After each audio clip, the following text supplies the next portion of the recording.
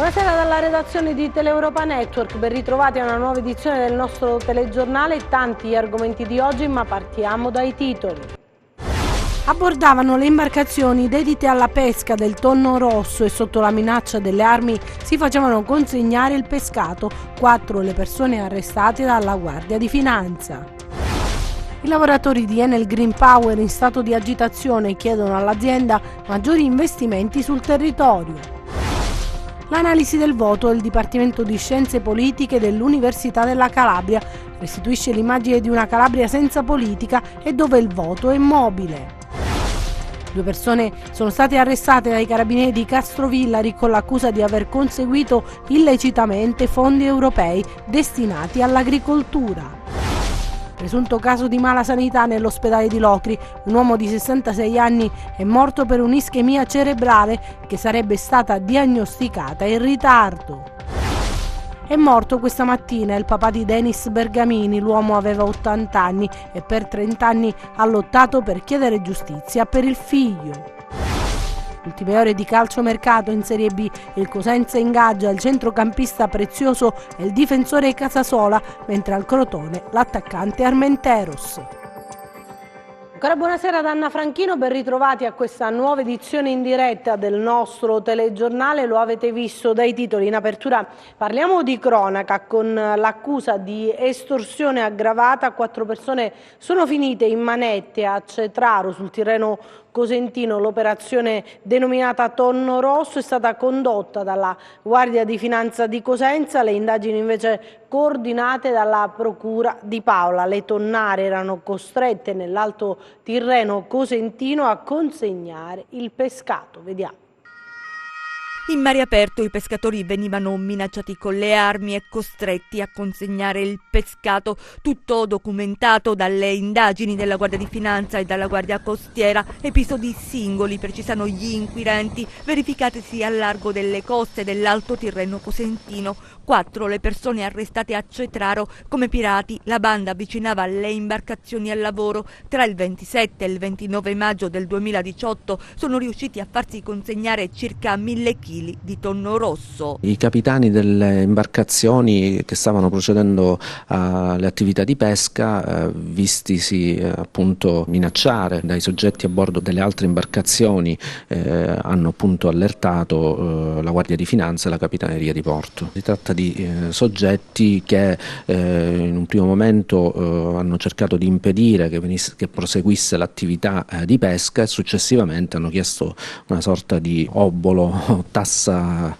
diciamo così cetrarese, perché l'attività potesse continuare. All'alba di oggi, nell'ambito dell'inchiesta coordinata dal Tribunale di Paola, dal procuratore Pierpaolo Bruni, la Guardia di Finanza ha eseguito le misure di custodia cautelare in carcere per 4 persone, 2 delle quali già sorvegliati speciali dovranno rispondere di estorsione aggravata. L'attività investigativa ha permesso di riscontrare quelle che erano le evidenze oggettive dell'intervento che è stato fatto nelle acque territoriali dalla componente aeronavale della Guardia di Finanza. Ha permesso anche quindi di riscontrare, tramite l'incrocio di banche dati, l'identificazione dei soggetti, l'analisi di alcune immagini fotografiche che erano state scattate durante l'intervento, ma anche servizi di osservazione, di pedinamento, e di individuare quelli che erano gli effettivi responsabili di questi episodi di estorsione. Ancora arresti, questa volta a Castrovillari con l'accusa di aver conseguito illecitamente fondi europei destinati all'agricoltura. L'operazione questa volta è dei carabinieri. 2 arresti e 113 agricoltori truffati è il bilancio dell'operazione condotta dai carabinieri di Castrovillari, che hanno scoperto l'ennesima truffa messa in atto per intascare fondi destinati all'agricoltura. Ai domiciliari sono finiti un 76enne di Altomonte e un 36enne di Lungro, coinvolta anche una 65enne di Altomonte, per la quale è stata disposta la misura dell'obbligo di presentazione alla polizia giudiziaria. In 2 anni di indagini, da marzo 2017 fino a novembre 2019, i carabinieri di San Donato di Rinea hanno accertato come i 3 fossero riusciti ad intascare erogazioni pubbliche previste per il mondo agricolo. I militari, in particolare, hanno monitorato l'Associazione Produttori Olivicoli Calabresi e altre società. Dai documenti acquisiti e dagli accertamenti svolti, oltre che dall'ascolto di persone informate sui fatti, ossia i 113 agricoltori vittime del meccanismo di truffa, è emerso che 4 società avevano presentato numerose domande di pagamento all'Arcea, l'ente deputato all'erogazione dei contributi europei per l'agricoltura destinati alla Regione Calabria. Attività sospette secondo gli inquirenti, che hanno voluto vederci chiaro, scoprendo così che le società monitorate avrebbero sfruttato la complicità del gestore del centro di assistenza agricola di Altomonte, che aveva anche quote nelle stesse aziende.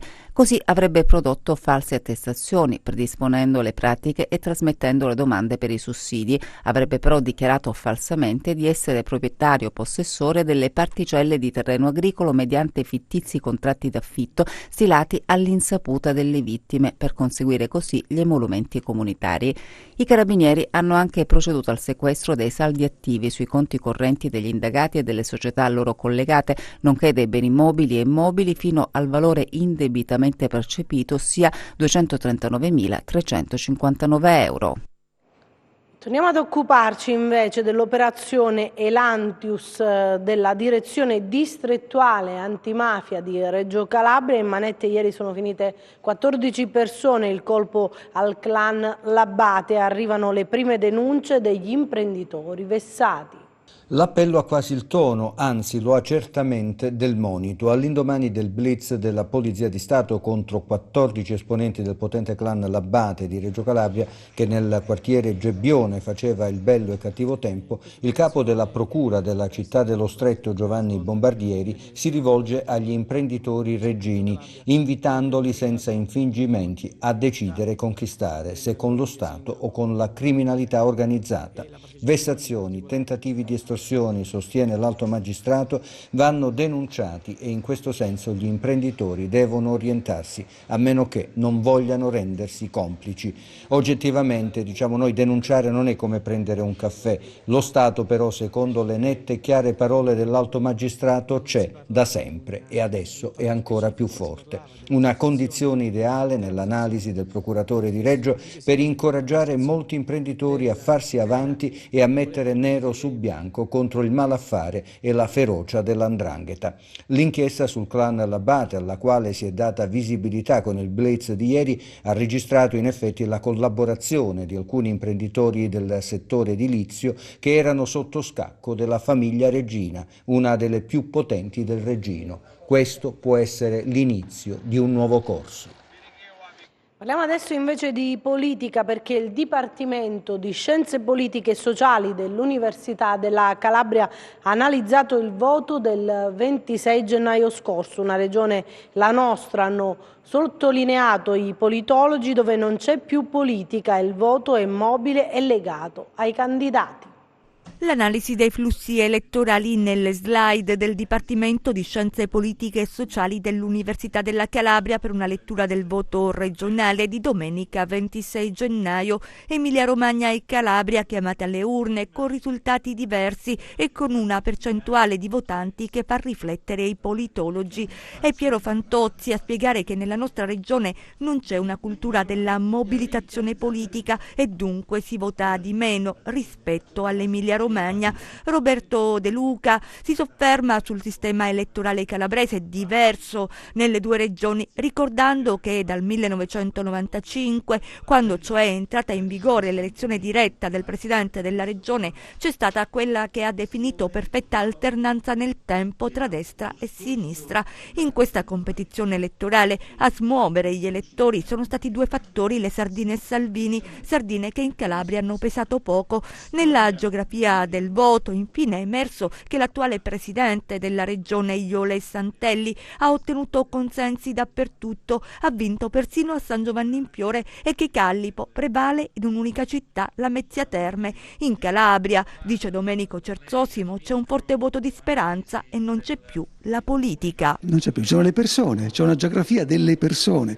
Se uno sovrappone i candidati alla mappa geografica, ottiene, come dire, le Calabrie dei candidati e quindi siamo passati alle persone. Un progetto collettivo, un'elaborazione politica collettiva non c'è più, i partiti sono ridotti a degli ossicini intorno al 10%, cioè le liste delle persone prendono gli stessi voti delle liste dei partiti e dunque la politica non c'è più. Che società civile viene fuori, se viene fuori da questo voto? È una società civile molto frantumata, molto atomizzata.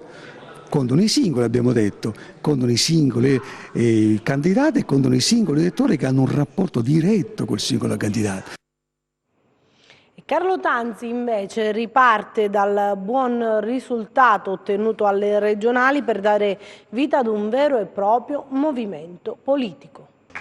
60.000 voti che però non sono valsi il seggio in Consiglio regionale. Carlo Tanzi riparte da qui, dall'ottimo risultato ottenuto lo scorso 26 gennaio per dare vita ad un vero e proprio movimento politico, una rivoluzione arancione che diventerà presto realtà. Stasera ufficialmente costruiremo questo movimento civico, poi a livello formale andremo presso uno studio notarile, insomma, per depositare tutti gli atti necessari, ma da questo nascerà Tesoro Calabria, nascerà Tesoro Cosenza, Tesoro Catanzaro, Tesoro Reggio Calabria, Tesoro San Luca, insomma nasceranno tanti tesori in tutte le parti della Calabria e in questo andare, in questo girovagare nei vari ambiti della Calabria sicuramente noi raccoglieremo tanta gente. Abbiamo raccolto 60.000 persone in meno di 4 mesi, che sarebbe un record assoluto. Ci abbiamo creduto, abbiamo avuto l'illusione di potercela fare, però ecco, raccogliere 60.000 persone con una campagna elettorale costata a tutti quanti 15.107 euro, senza aver attaccato manifesti, senza aver avuto inciuci o con altri come fanno i politici calabresi in genere, penso che sia la più bella vittoria. E la gente, credo che questo movimento che è da partito da onda sta diventando davvero tsunami. La pagina del lavoro adesso con la protesta dei lavoratori della Enel Green Power di Acri, chiedono all'azienda maggiori investimenti sul territorio e un passo indietro sulla esternalizzazione dell'attività di presidio dighe e nello specifico sulla diga di Mormanno. Ad Acri il sit-in dei lavoratori di Enel Green Power, massiccia l'adesione alla prima giornata di sciopero indetta dai sindacati, una mobilitazione decisa dopo gli incontri con i vertici aziendali che non hanno sortito gli effetti sperati. L'azienda è da tempo che sta abbandonando impianti e territorio, non garantisce i congrui livelli occupazionali rispetto alle attività che dovrebbero avvenire sul territorio. Preoccupa poi l'esternalizzazione dell'attività di guardadighe, una decisione che secondo i sindacati rischierebbe di mettere in gioco la sicurezza di un intero territorio. Questa azienda da tempo ha messo in campo un'esternalizzazione che per noi è inaccettabile, quindi chiediamo all'azienda assolutamente di ritornare sui suoi passi e ripristinare il presidio e il controllo delle dighe con personale diretto e qualificato. Questa è la prima delle 4 giornate di sciopero programmate dai sindacati che all'azienda chiedono impegni concreti. E per Acri chiediamo le assunzioni che avevamo concordato al tavolo delle trattative, che erano, ricordiamo, 8 assunzioni, e allo stesso tempo anche gli investimenti che puntualmente su Acri ogni volta vengono promesse e programmate e poi puntualmente vengono smentite e allontanate. Lavoratori e sindacati chiedono dunque la riapertura di un tavolo di confronto su tutte le tematiche sollevate, un'avvertenza che coinvolge l'intero territorio. Scriveremo al ministro competente perché affronti in maniera seria, con dati oggettivi alla mano, la questione dei dipendenti dell'Enel di Acri. Noi non lasceremo nulla al caso, coinvolgeremo tutta la città di Acri e fisseremo un incontro con i vertici dell'Enel a Roma. A sostenere le ragioni della protesta anche il neoeletto consigliere regionale Pietro Molinaro. Il lavoro dell'idroelettrico in Calabria è molto importante, siamo una regione che esportiamo energia pulita, abbiamo 3 laghi importanti in Sila che danno questo prodotto, diciamo, importantissimo, che è l'acqua per produrre energia, ma serve anche per il potabile e per l'agricoltura, ma significa rivedere le convenzioni. Insomma, noi l'abbiamo detto in tempi non sospetti che la Calabria non si può permettere di ricavare le briciole da questo patrimonio immenso che è l'acqua. Adesso un presunto caso di malasanità nell'ospedale di Locri. Un uomo di 66 anni sarebbe morto per un'ischemia che sarebbe stata diagnosticata in ritardo. Una denuncia è stata presentata dai familiari di Giuseppe Amante, il 66enne di Bovalino, morto dopo un malore protrattosi per diverse settimane e presumibilmente non diagnosticato in tempo. L'uomo aveva accusato nelle settimane scorse vomito e forti giramenti di testa, sintomi che lo hanno indotto, dopo aver constatato che non c'era miglioramento, a chiedere soccorso all'ospedale di Locri. Ricoverato nel reparto di medicina, l'uomo si è progressivamente aggravato fino a quando i sanitari di Locri hanno deciso il trasferimento all'ospedale metropolitano di Reggio Calabria. Qui l'amara scoperta: Amante era stato colpito da un'ischemia cerebrale, secondo quanto denunciato dai familiari, non diagnosticata a Locri. Nella città dello Stretto l'uomo è entrato in coma e dopo qualche ora è espirato. Un'autentica tragedia che comprende l'atroce dubbio che non tutto sia stato fatto per accertare di cosa soffrisse il 66enne bovalinese. Fino a dicembre godeva di ottima salute, ricordano i familiari, che divorati dal sospetto che ci sia stato un comportamento negligente, come peraltro riportano alcune testate online, non sarebbe stata fatta nemmeno una radiografia, chiedono all'autorità giudiziaria di accertare la verità. E si è spento oggi Domizio Bergamini, papà di Donato, il calciatore del Cosenza, morto nel 1989. Domizio, insieme alla figlia Donata, si è impegnato con tutte le proprie forze per far riaprire il caso, inizialmente bollato come suicidio. Una battaglia portata avanti con costanza e dignità e supportata da tanti che hanno scelto di chiedere giustizia e verità per la morte di un ragazzo amato dalla tifoseria e dalla comunità cosentina. Adesso altre storie, altre notizie nei nostri 100 secondi di cronaca.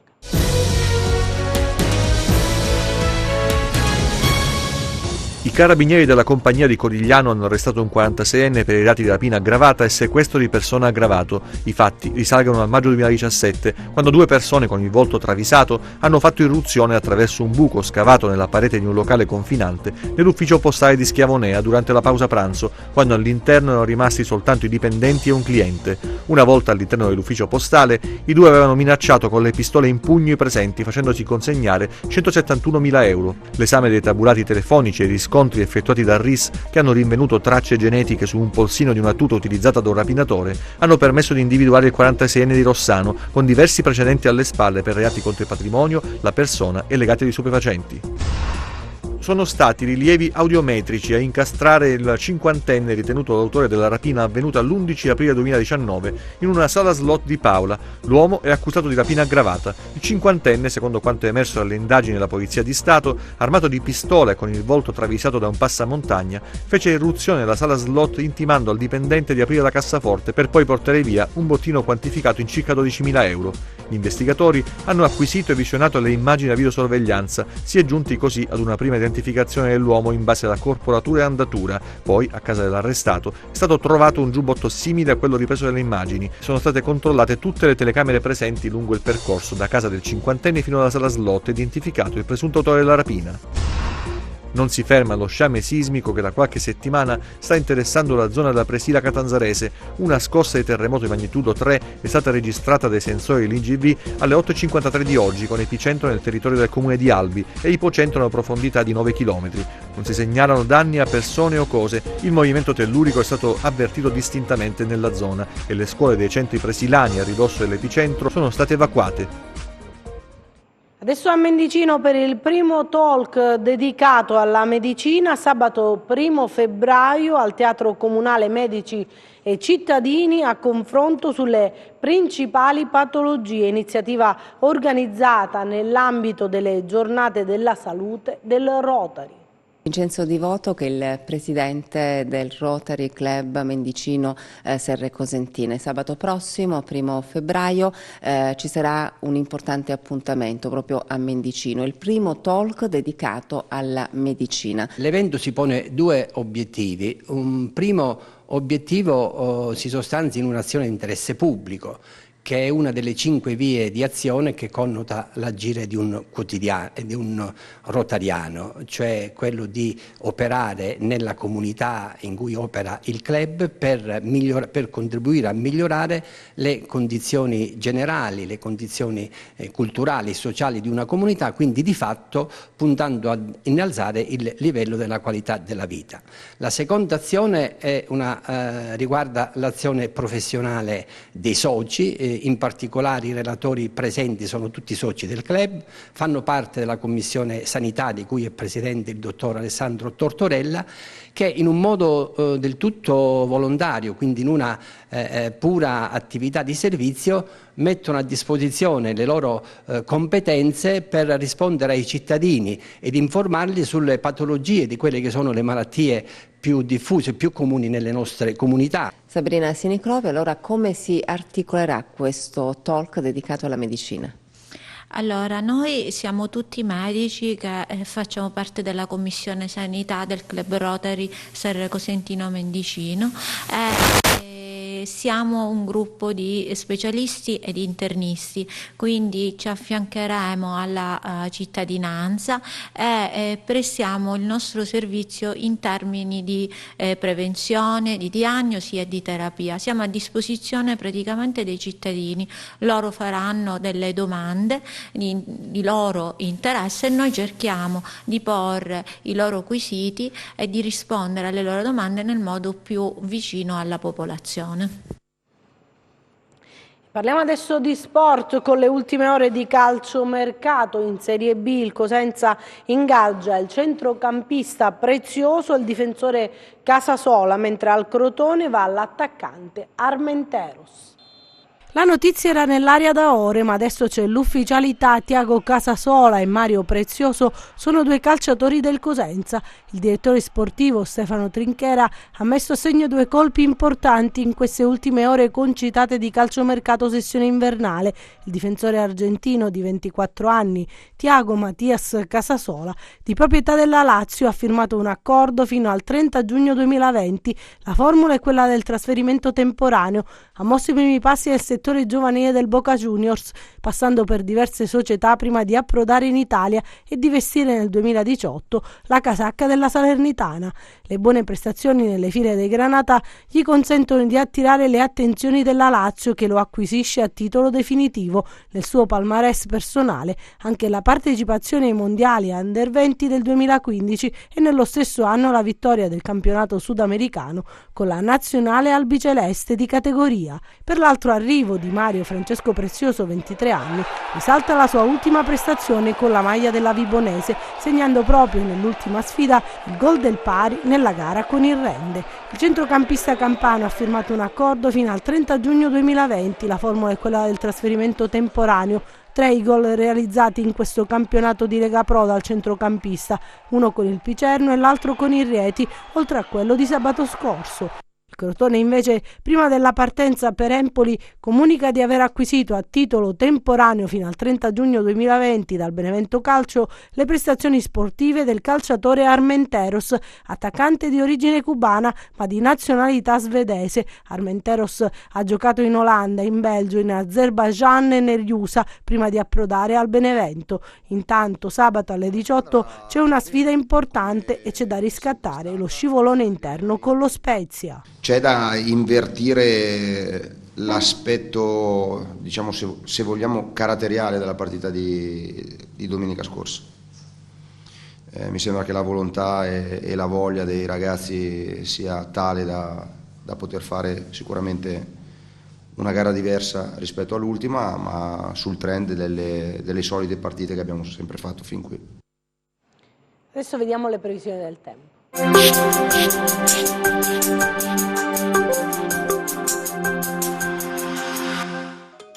La perturbazione atlantica che ci ha interessati nelle scorse ore si sta allontanando verso est, lasciando spazio ad ampie schiarite. Poche variazioni ancora dal punto di vista termico, con valori che rimarranno ben sopra le medie del periodo. Domani poco nuvoloso sulla fascia tirrenica, sereno altrove, temperature stazionarie e ancora sopra medie. Passiamo a mari e venti, domani mari generalmente poco mossi o mosso il Tirreno, venti deboli dai quadranti meridionali. Prima di salutarci vi ricordo il nostro sito web www.meteoincalabria.com e la nostra pagina Facebook Meteo in Calabria. Anche per noi è tutto, io mi fermo qui, grazie per averci seguito e buon proseguimento con i nostri programmi, arrivederci.